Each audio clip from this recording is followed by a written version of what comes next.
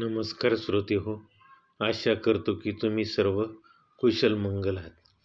आज आपण ऐकणार आहोत बुधवार व्रताची पौराणिक कथा. समतापूर शहरात मधुसूदन नावाची व्यक्ती राहत होती. तो खूप श्रीमंत होता. मधुसूदनाचा विवाह बलरामपूर नगरातील संगीता या सुंदर मुलीशी झाला होता.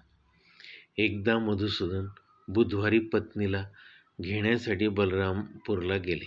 मधुसूदनने पत्नीची आई वडिलांना संगीताला पाठवण्यास सांगितले. आई वडील म्हणाले, बेटा, आज बुधवार आहे. बुधवारी कोणत्याही शुभ कार्यासाठी प्रवास करू नये. पण मधुसूदनला ते मान्य नव्हते. अशा चांगल्या वाईट गोष्टीवर विश्वास ठेवू नका, असे ते म्हणाले. दोघांनी बैलगाडीने प्रवासाला सुरुवात केली. 2 मैलाचा प्रवास केल्यावर त्यांच्या गाडीचे एक चाक तुटले. तिथून दोघांनी पायी प्रवास सुरू केला. वाटेत संगीताला तहान लागली. मधुसूदनने त्याला झाडाखाली बसवले आणि पाणी प्यायला गेला. काही काळाने मधुसूदन कुठून तरी पाणी घेऊन परत आला. तेव्हा त्याला पूर्ण आश्चर्य वाटले, कारण त्याच्या बायकोच्या शेजारी आणखी एक समान दिसणारी व्यक्ती बसली होती. मधुसूदनला पाहून संगीतालाही आश्चर्य वाटले.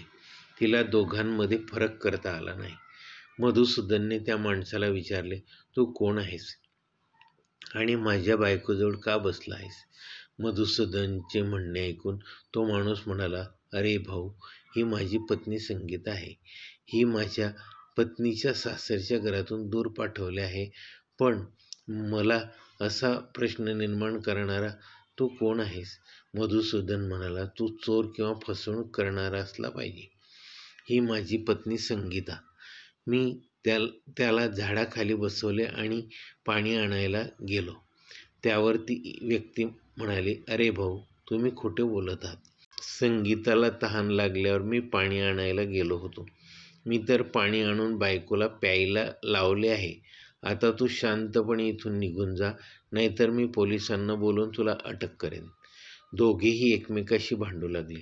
त्यांना भांडताना पाहून अनेक लोक तेथे जमा झाले. शहरातील काही पोलिसही तेथे आले. शिपायांनी दोघांनाही पकडून राजाकडे नेले. संपूर्ण कथा ऐकूनही राजा काही निर्णय घेऊ शकला नाही. त्याच्यामध्ये संगीताला तिचा खरा नवराही ओळखता आला नाही. राजाने दोघांनाही तुरुंगात टाकले.